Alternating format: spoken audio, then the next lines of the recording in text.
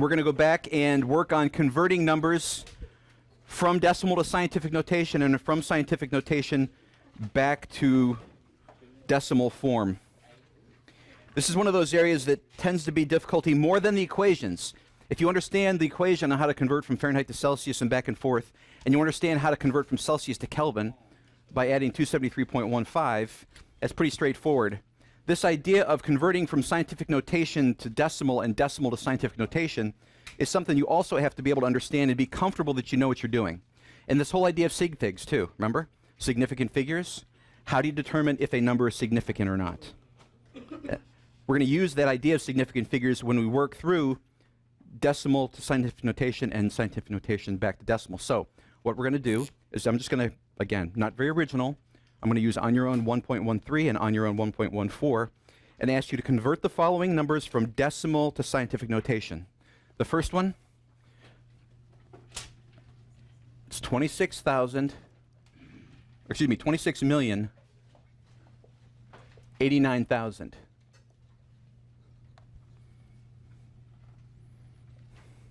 The second one, 12 billion.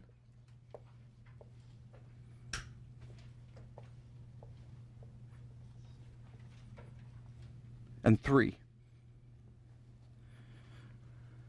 Third, 0.000009870. Again, these should be easy. You've seen them already and on your owns. 0.980. Convert all four of those to scientific notation, please.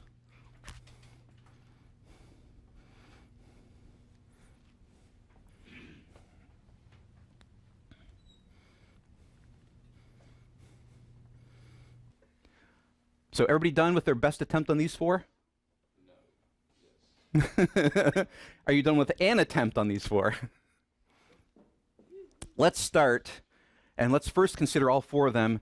Let's go through and mark significant figures, because you have to acknowledge the significant figures on all four of these before you can go any farther, right? Right?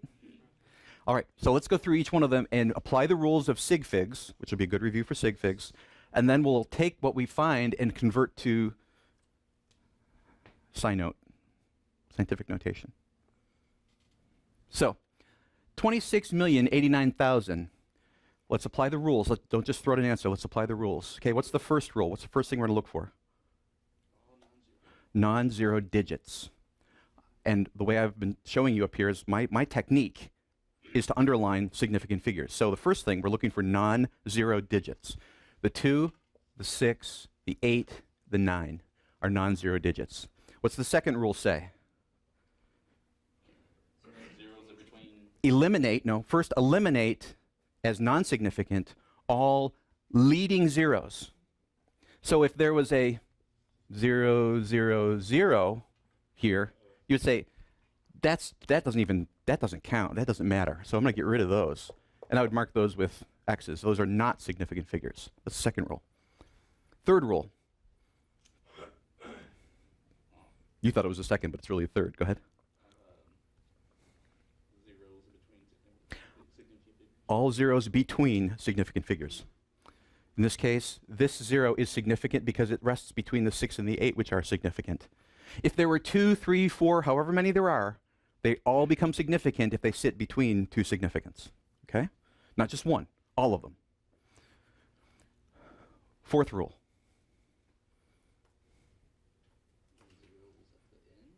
All trailing zeros right of the decimal point. Okay? Now, where's the decimal point? It doesn't exist in this number right now. It's implied, right? Where is it implied to be? Right here, after the last 0. In wimpy math, you would have said, well, 0.0 is the same thing, but you know now it's not, right? Now in scientific math, we know that that's something different. Are there any significant figures to the right of, any trailing zeros to the right of the decimal point? No, there are none. So, what I do very quickly then is go through the rules again.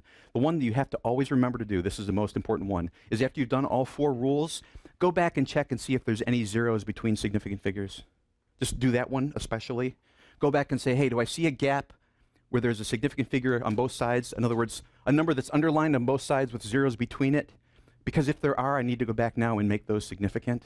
But in this case, we're done.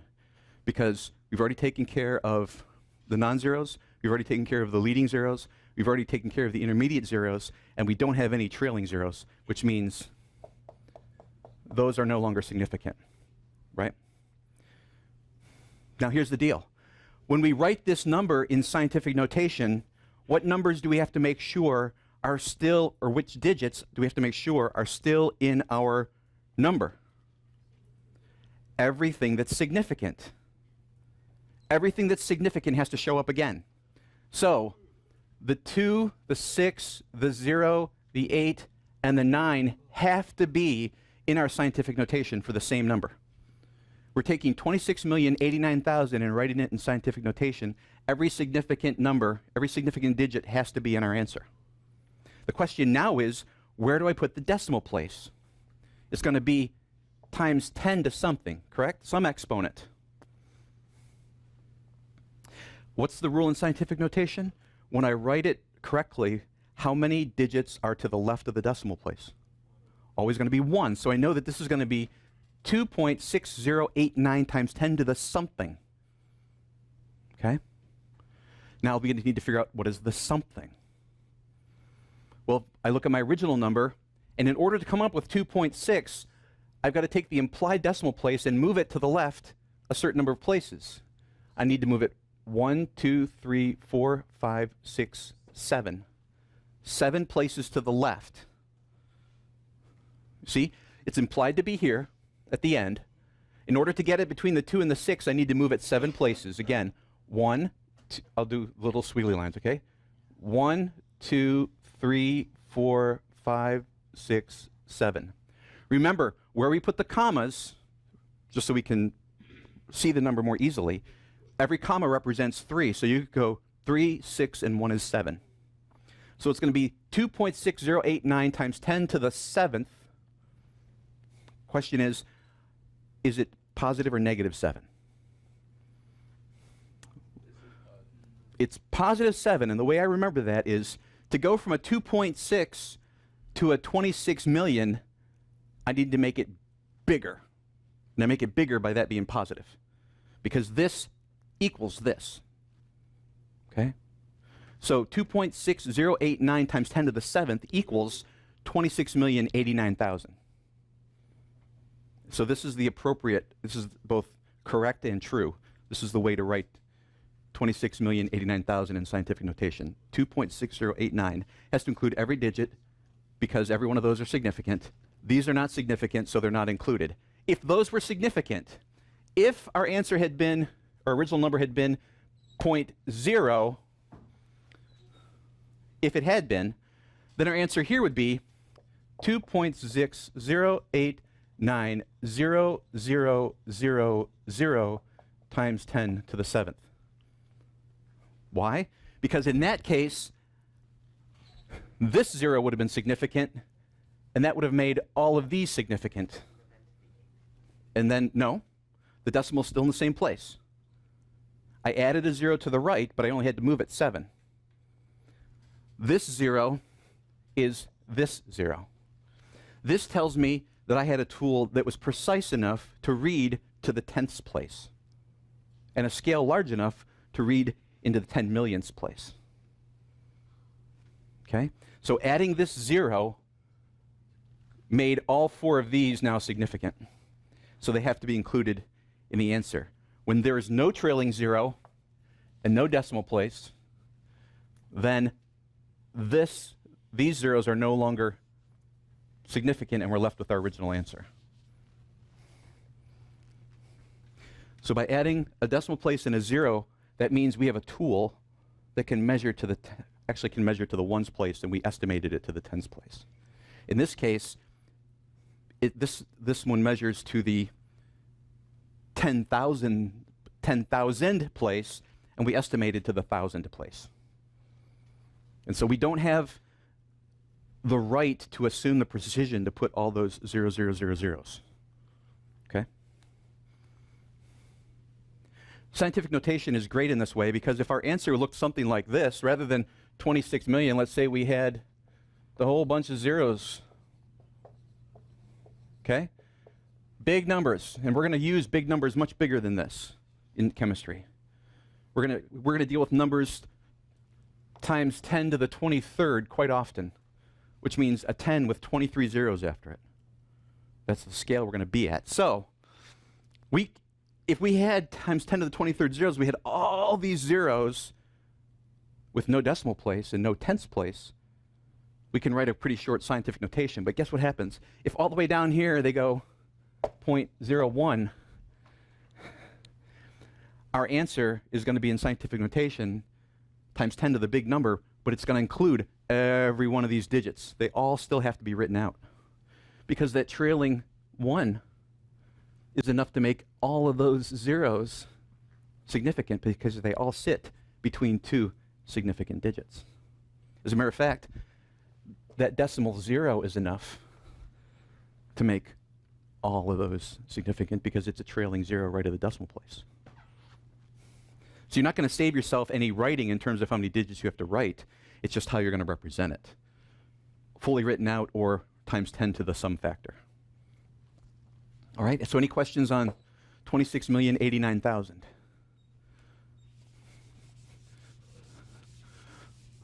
Is that helpful? Okay, was it? Okay. I mean, if it's not helpful, we'll just, go on to thumb twiddling or something. But if it's helpful, we'll keep going. Let's try over here. So this is the tenths, hundreds, thousandths, 10,000ths, 100,000ths. We're into the 100,000ths, millionths, 10 millionths place, 100 millionths place. Let's go through the rules of significant figures. Okay.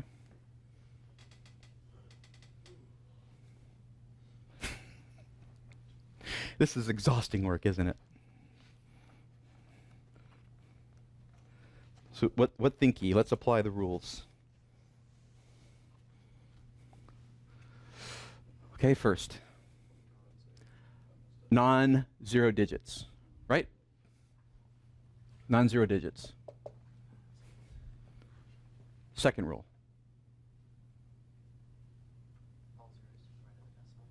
Leading zeros left of the decimal. Left. Your other right. We did that. Okay. Leading zeros left of the decimal. This is a leading left of the decimal. Okay? Third. Trailing zeros right of the decimal.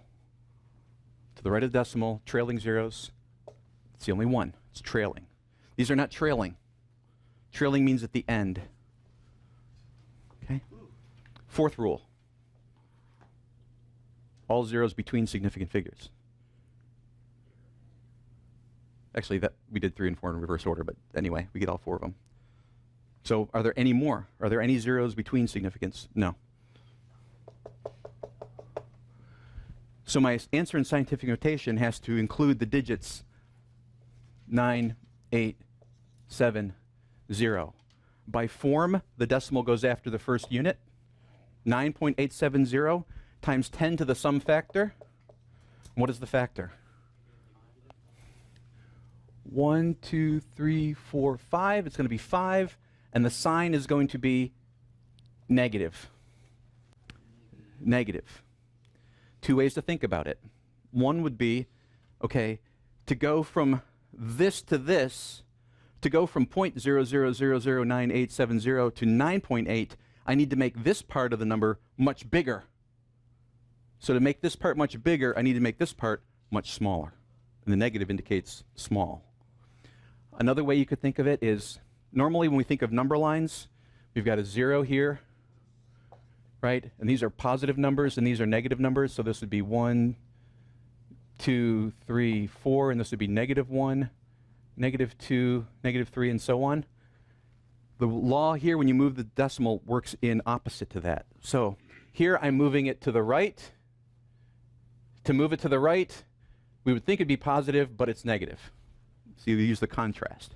If I move the decimal to the left, I would think it'd be negative, but no, actually it's then positive when I write it in scientific notation. Whichever way works for you. I tend to use the first way. To take this, to form this, I need to make it bigger, therefore I need to make this smaller, which means it's a negative sign. Okay? So 9.870 times 10 to the negative fifth. Book agree with me? Yes. Any questions on the second one? I'm going to do the other two, and then I'm going to open up for questions from the floor. So if you have any questions, we'll have opportunity in a few minutes to review those.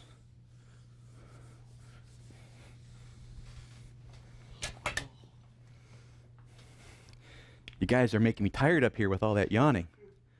You think you just came off of a busy weekend as opposed to a nice restful weekend.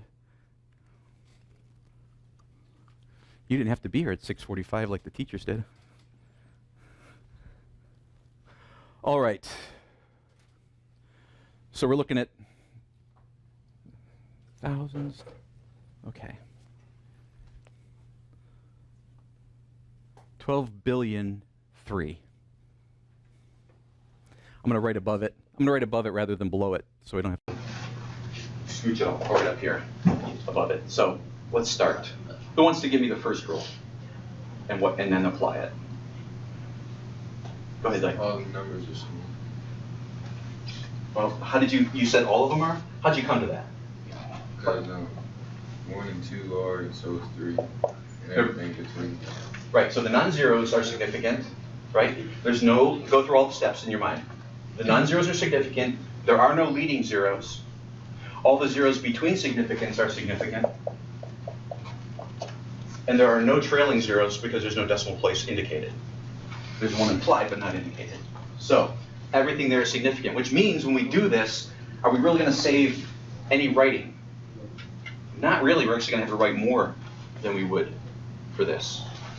So let me go ahead and erase this. Everything is significant, which means to form this number, we just erase the commas, place our decimal after the first digit, times 10, move it 1, 2, 3, 4, 5, 6, 7, 8, 9, 10, times 10 to the 10th. I had to make this much smaller, therefore I have to make this much bigger, and it's positive. Another way to think of it, I moved it to the left. I normally think of left as going negative, so it must be positive. Make sure you pick one of those ways of remembering and do it every time. Again, I would encourage you to say, I made this number smaller. I went from 12 billion to 1.2. I made it much smaller. I need to make this much bigger. Count it out 10 places is positive 10. But when we write it out, it's going to be 1.200000003 times 10 to the 10th. Because this 3 makes everything significant. And this tells us that when we actually measured this, we had a device that measured to the tens place, and we were able to estimate the ones place. And because of that, everything is significant. If I didn't have this 3, if it were just a 0, then I would only have a 1.2 times 10 to the 10th. And I would have a device that could measure to the 100 million place, or excuse me, measure to the billions place, and I estimate it to the 100 millionths place as a 0. One more, and then your questions.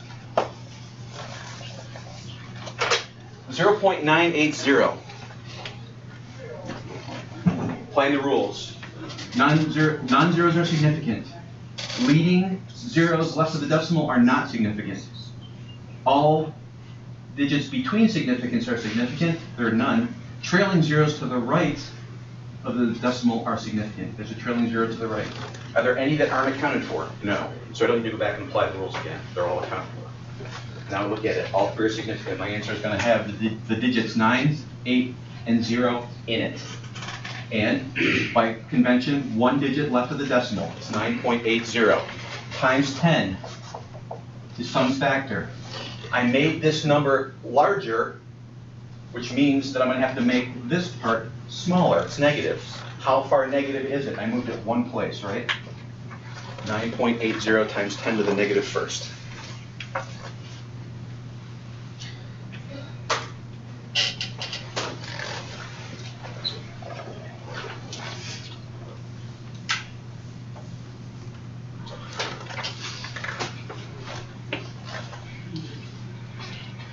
Now, for most of you, you're fresh off the review questions, and so are there any questions that you had from the review questions? And I can speak to it. We're not going to go over the specific problem, but we can speak to the issue you may have been having. So are there any questions from the review questions? Tomorrow, we're going to go through and answer all the review questions per the book. Okay. And that's one of the things in here. Remember, late homework is marked a grade level for being late. But by the way we have to do this, you really need to get it in, on the second day. Because once tomorrow hits, we're going to review it in class. How do I grade something you turn in after we've given you all the answers in class? It's kind of senseless at that point. So, if you remember, review questions, practice problems, and extra practice problems really can only be one day late. I'm sorry, that's the way it works.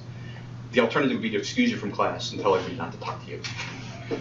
And then we get into banning or what do they call that? Not banishing people, but anyway, don't go there.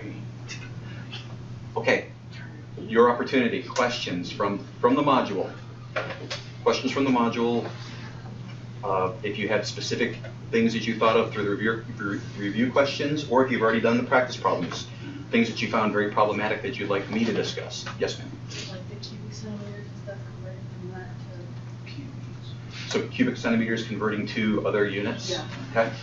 So if we're setting up our, let's say we're converting from cubic centimeters to liters or liters to cubic centimeters. Okay. Well, if we have a statement of equality that's going to relate liters and, actually let's,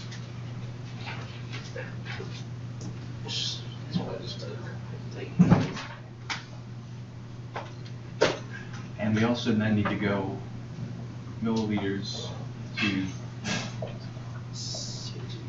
actually need 2 conversion units there. So the question is, if I have a certain number of milliliters or cubic centimeters, we convert it to liters, or from liters to cubic centimeters. Does it matter which way we go? Let's say we had 2 liters. What are 2 liters in cubic centimeters? Also could be designated as cc's. Milliliters, cubic centimeters, cubic centimeters, or cubic centimeters. So we're going from liters to cubic centimeters. I know that a liter, a statement of equality with a liter and a milliliter. So what is it? 1 liter is equal to 1,000 milliliters. Okay? And I also know another statement of equality that relates milliliters and cubic centimeters. You do. It's in your book. It's blue. It said memorize this. I don't remember. Okay? Let's take a walk, tiptoe through the tulips here. Let's take a walk back and look at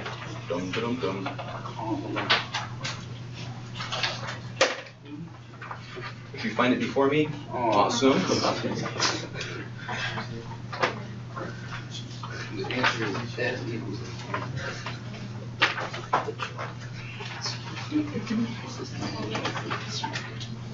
And if you find it before me, let me know. I remember seeing it. Okay? On page 17. Page 17, dead center, 1 paragraph above example 1.4 in blue, it says 1 cubic centimeter is the same as 1 milliliter. I did not see that. Okay?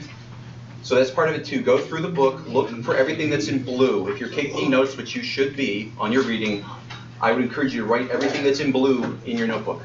So remember, the process of writing it down, you don't get credit for writing it down. What you do is help yourself memorize it when you write it down, even if you think you remember it. So milliliters and centimeters cubed, 1 milliliter is equal to 1 centimeter cubed.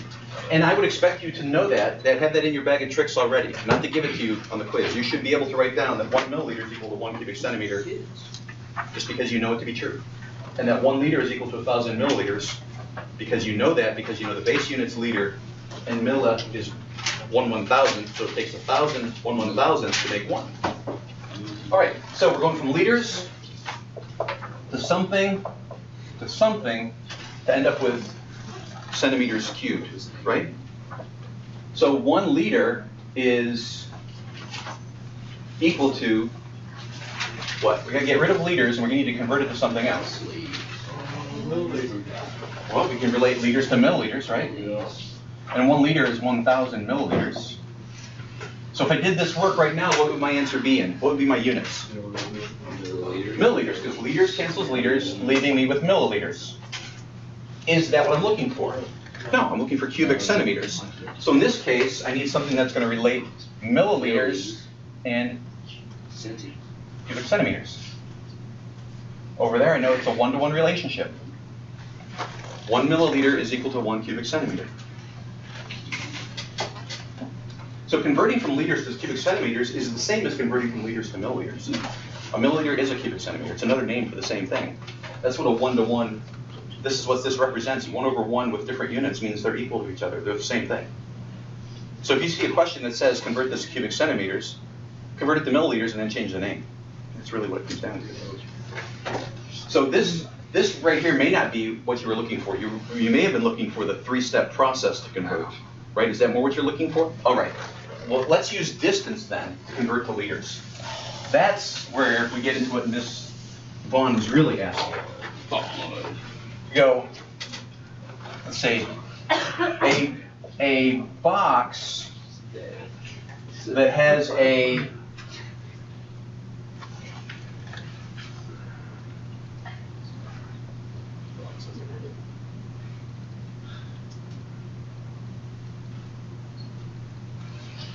do it this way. A volume of a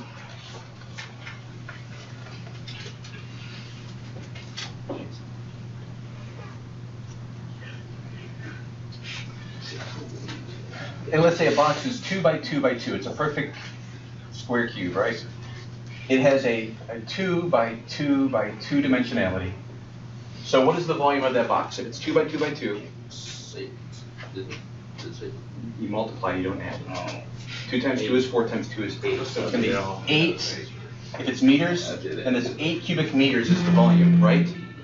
What is the volume in cubic centimeters? It's my phone. So what's the volume in cubic centimeters?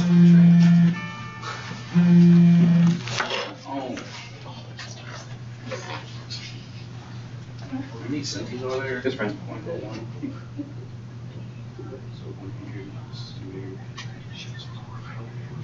Okay. Okay.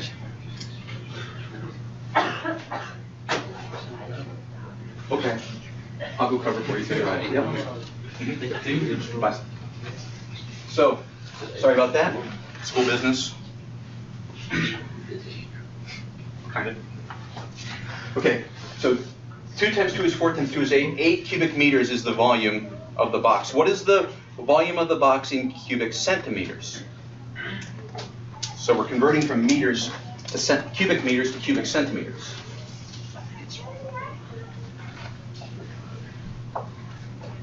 Some number of cubic centimeters. And I can put a relationship between meters and centimeters, right? Even when you're right, there's a whole lot of talking. So let's relate meters to centimeters in some way. Base unit, so I'm going to give it 1. So what is the equivalent number of centimeters? Yes, sir? 100. So 100. Very good.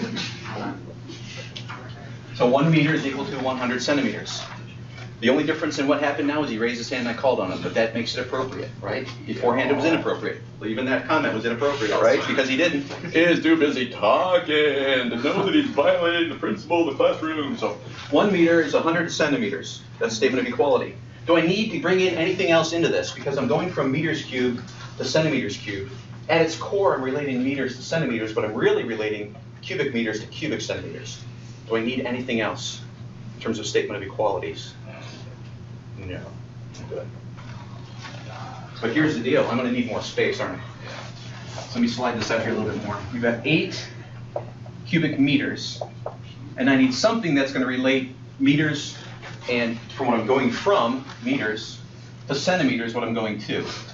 I know that, but when I do this work, what's my derived units going to be for my answer? If this is all I wrote down, what would be my derived units? I would have meters squared centimeters, right? Because meters would cancel meters. This meter would cancel one of these meters, leaving me meters squared times centimeters. So that's not what I'm looking for. I'm looking for cubic centimeters, right? So I'm going to have to do this 3 times.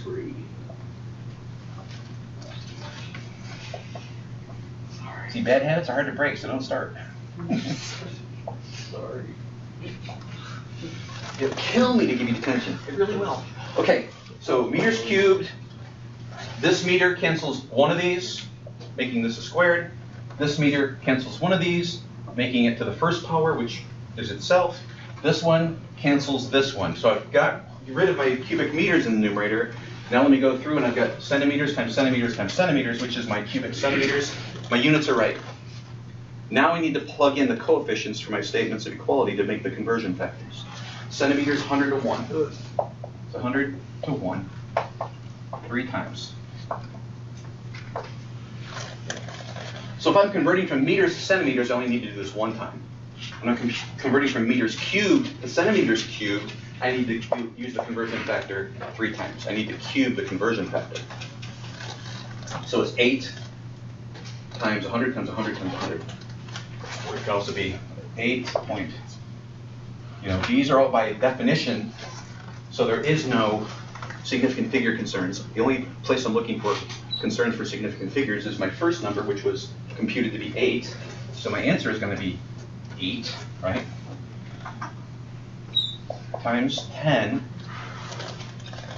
to the 1, 2, 3, 4, 5, 6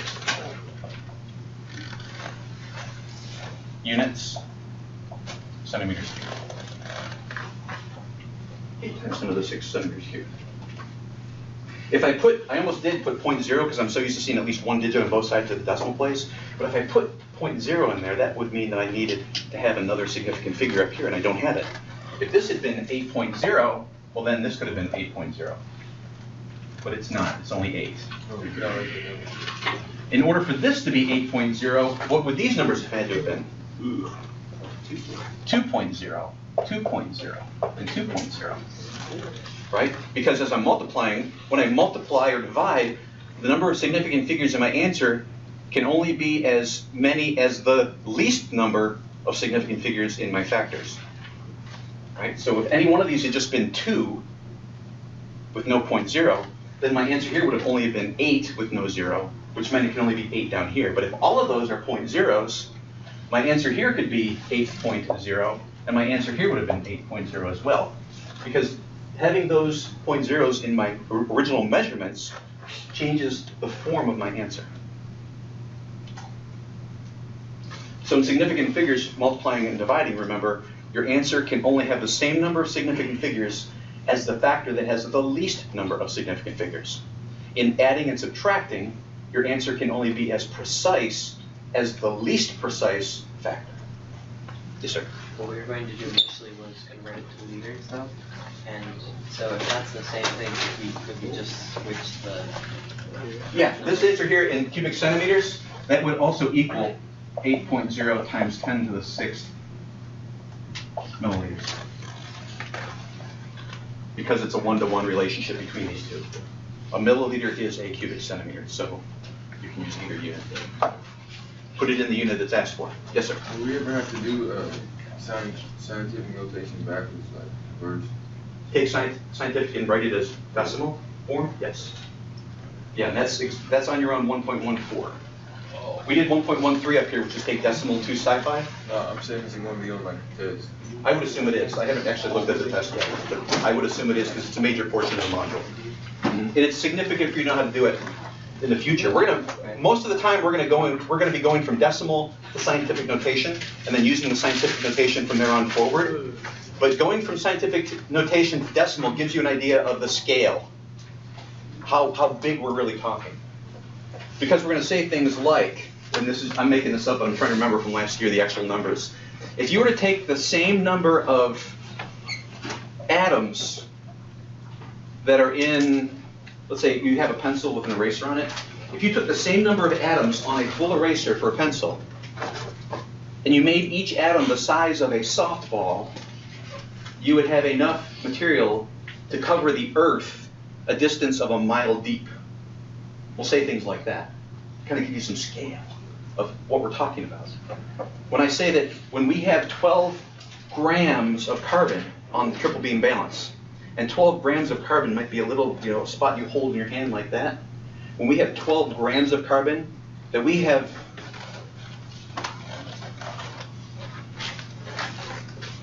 6.02 times 10 to the 23rd atoms of carbon when we have 12 grams of carbon. And also, when we have 39.0983 grams of potassium, we also have 6.02 times 10 to the 23rd atoms of potassium. And when we have 22.98977 grams of sodium, we have 6.02 times 10 to the 23rd atoms of sodium. Well, what does 6.02 times 10 to the 23rd look like?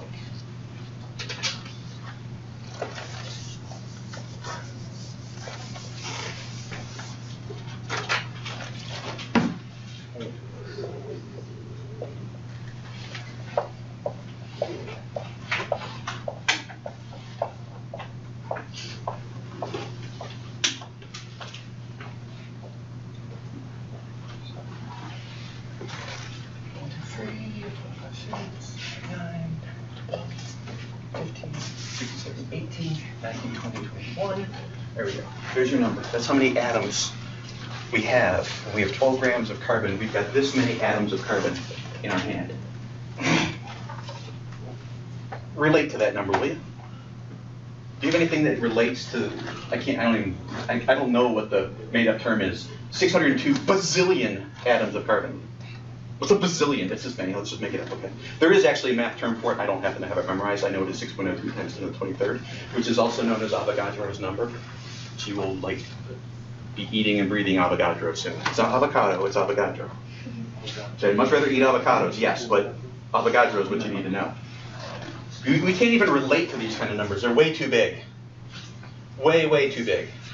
This number is so big that things like I said before, when you take something that's the size of an atom and you make it the size of a softball, you can stack them up and go and circle the moon, from here to Earth to the moon and back. It's like crazy big numbers. They're beyond our ability to comprehend. So that's why we use things like this. And when you look at this number and see 6.02 times 10 to the 23rd, if you go, oh, Mr. Baker, I thought it was 6. I forgot the times 10 to the 23rd. Well, wait a minute. 6 and 6 times 10 to the 23rd are nothing like each other. They're vastly different. By a factor of times 10 to the this many. It's huge. It's the difference between not being able to afford a bag of Cheetos and being able to fund life on Earth for thousands of generations. Okay? That's the magnitude of difference. So once you kind of get that idea, and when you take a scientific notation and you convert it into decimal form, the reason we do that most often is so you can get a sense of the scale. We're talking big numbers here that are so big we can't really work with them, we can't comprehend them. So we shrink them down so that we don't have to write all these zeros every time we do the math. Could you imagine if this was in liters and we're trying to convert to cubic centimeters, and you didn't have scientific notation and you had to write this down and you had to write all the conversion factors and then you had to write the final answer? Most of your homework time would be spent going 0, 0, 0, 0, 0, 0, 0, 0, 0. But you get to avoid all that by 6.02 times 10 to the 23rd. And only 3 of these digits are, this is significant, this is significant, this is significant because it's between the 2. Imagine if all the way back here somebody decided, well, I'm going to get a better answer. I'm going to add a 1. Now what's just happened? They're all significant. So guess what? You don't get to save any time. You still get to write the whole thing out and then say times 10 to the 23rd.